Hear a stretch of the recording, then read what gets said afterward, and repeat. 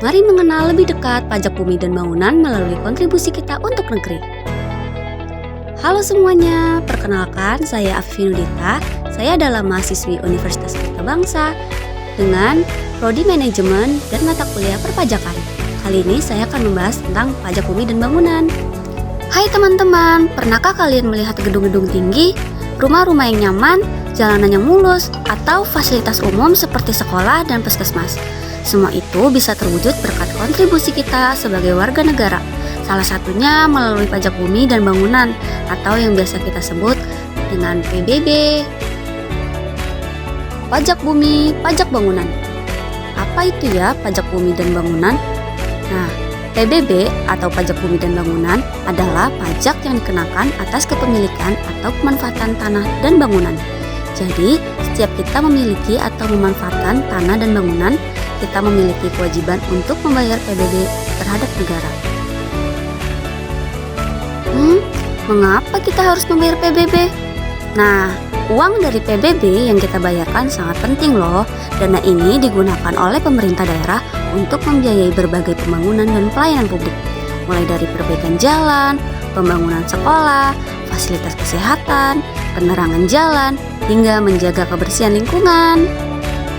Objek dan subjek pajak bumi dan bangunan. Lalu, objek apa aja sih yang dikenakan PBB? Nah, objeknya adalah bumi, yaitu permukaan bumi dan tubuh bumi yang ada di bawahnya, seperti bangunan, yaitu konstruksi buatan manusia yang melekat secara permanen pada bumi. Contohnya seperti rumah, toko, kantor, pabrik, sawah, kebun, dan lain-lain. Nah, menurut kalian siapa saja sih yang wajib membayar PBB? Yang wajib membayar adalah orang atau badan secara nyata mempunyai hak atau memanfaatkan bangunan tersebut. Dasar pengenaan dan tarif pajak. Besarnya PBB yang harus kita bayar dihitung berdasarkan nilai jual objek pajak atau yang kita sebut dengan NJOP. NJOP adalah harga rata-rata yang diperoleh dari transaksi jual beli objek pajak yang sejenis atau nilai penggantiannya baru apabila tidak ada transaksi jual beli. Nah, untuk menghitung PBB ada yang namanya nilai jual kena pajak atau NJKP. NJKP ini adalah persentase tertentu dari NJOP. Besaran presentasi NJKP bisa berbeda-beda teman-teman, tergantung pada jenis dan nilai objek pajak. Dan tarif PBB yang berlaku saat ini adalah sebesar 0,5% dari NJKP. Oke, kita lanjut ke tata cara pembayaran pajak bumi dan bangunan. Sekarang, bagaimana sih cara kita membayar PBB? Tenang, caranya semakin mudah dan beragam loh.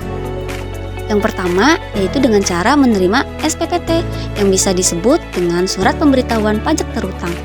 Setiap tahun kita akan menerima surat pemberitahuan pajak terutang atau SPPT dari kantor pajak setempat. SPPT ini berisi informasi mengenai besarnya PBB yang harus kita bayar dan tanggal jatuh temponya.